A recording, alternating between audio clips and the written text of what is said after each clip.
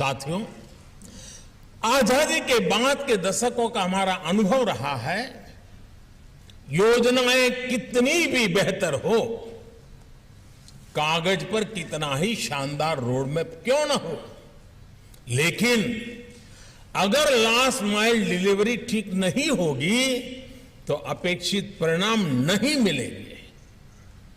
आप बड़ी भांति जानते हैं कि पहले के सिस्टम की ही देन थी कि देश में 4 करोड़ से ज्यादा फर्जी गैस कनेक्शन थे।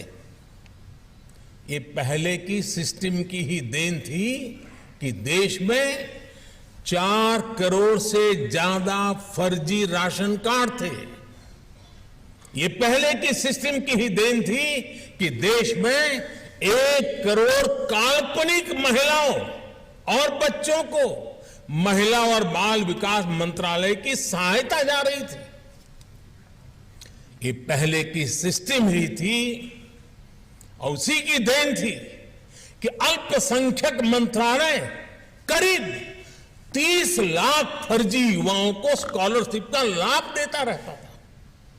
और ये भी पहले की ही सिस्टम की देन है कि मनरेगा के तहत देश में लाखों ऐसे फर्जी अकाउंटेंट बने, लाखों ऐसे श्रमिकों के पैसे ट्रांसफर किए गए जिनका अस्तित्व ही नहीं था। अब सोचिए, जिनका कभी जन्म ही नहीं हुआ, वो सिर्फ कागजों में ही पैदा हुए, ऐसे लाखों करोड़ों फर्जी नामों की आड़ में एक बहुत बड़ा इकोसिस्टम भ्रष्टाचार में जुटा था। आज देश के प्रयासों से, आप सभी के प्रयासों से ये सिस्टम बदला है।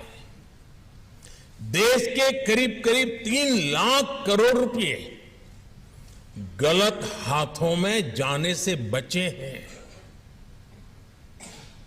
आप सब इसके लिए अभिनंदन के अधिकारी हैं।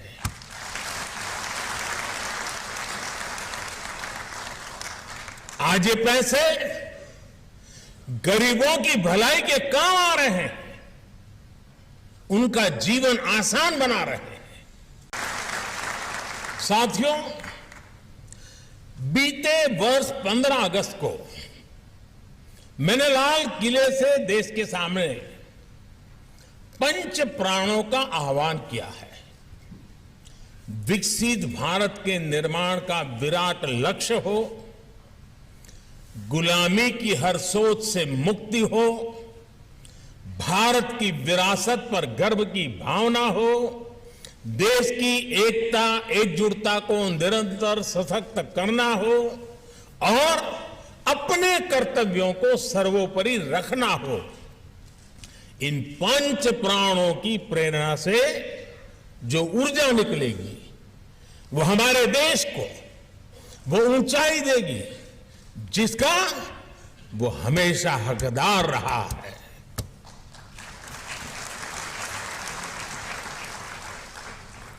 मुझे देखकर भी अच्छा लगा कि आप सभी ने इस वर्ष सिविल सेवा दिवस की थीम का भी विकसित भारत रखी है। विकसित भारत के निर्माण के पीछे क्या सोच है, ये उस पुस्तक में भी झलकता है जिसका अभी विमोचन हुआ है। विकसित भारत सिर्फ आधुनिक इंफ्रास्ट्रक्चर या आधुनिक निर्माण तक सीमित नहीं है। विकसित भारत के लिए आवश्यक है भारत का सरकारी सिस्टम हर देशवासी की आकांक्षाओं को सपोर्ट करे। विकसित भारत के लिए आवश्यक है भारत का हर सरकारी कर्मचारी देशवासियों के सपनों को सच करने में उनकी मदद करे। विकसित भारत के लिए आवश्यक है भारत में सिस्टम के साथ जो नेगेटिविटी बीते दशकों में जुड़ी थी वो पॉजिटिविटी में बदले, हमारा सिस्टम देशवासियों के सहायक के रूप में अपनी भूमिका को आगे बढ़ाए। साथियों, किसी भी लोकतंत्र में राजनीतिक दलों का बहुत महत्व होता ही है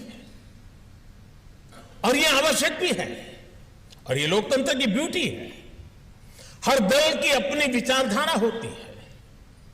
संविधान ने हर दल को यह अधिकार दिया है, लेकिन एक ब्यूरोक्रेट के तौर पर, एक सरकारी कर्मचारी के तौर पर अब आपको अपने हर निर्णय में कुछ सवालों का अवश्य ध्यान रखना ही पड़ेगा।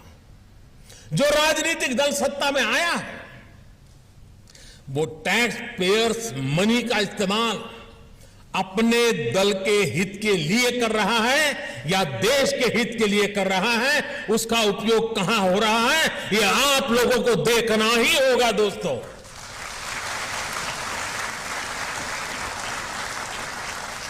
वो राजनीतिक दल अपने दल के विस्तार में सरकारी धन का उपयोग कर रहा है या फिर देश के विकास में उस पैसों का इस्तेमाल कर रहा है, वो राजनीतिक दल अपना वोट बैंक बनाने के लिए सरकारी धन लुटा रहा है या फिर सभी का जीवन आसान बनाने के लिए काम कर रहा है, वो राजनीतिक दल सरकारी पैसे से अपना प्रचार कर रहा है या फिर ईमानदारी से लोगों को जागरूक कर रहा है, वो राजनीतिक दल अपने कार्यकर्ताओं को ही विभिन्न संस्थाओं में नियुक्त कर रहा है या फिर सबको पारदर्शी रूप से नौकरी में आने का अवसर दे रहा है।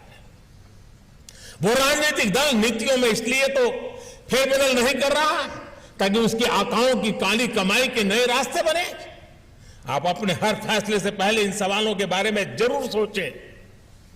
सरदार पटेल जिस ब्यूरोक्रेसी को स्टील फ्रेम ऑफ इंडिया कहा करते थे, उसी ब्यूरोक्रेसी को उनकी अपेक्षाओं पर भी खरा उतरना है, क्योंकि अब अगर ब्यूरोक्रेसी से चूक हुई तो देश का धन लूट जाएगा, टैक्स पेयर्स मनी तबाह हो जाएगा, देश के युवाओं के सपने चकनाचूर हो जाएंगे। देश को आजादी के इस अमृत काल तक लाने में उन अधिकारियों की बड़ी भूमिका रही जो 15, 20, 25 साल पहले इस सेवा में आए। अब आजादी के इस अमृत काल में उन युवा अधिकारियों की भूमिका सबसे बड़ी है जो अगले 15, 20, 25 साल इस सेवा में रहने वाले हैं। इसलिए मैं आज भारत के हर सिविल सेवा अधिकारी से यही कहूंगा कि आप बहुत भाग्यशाली हैं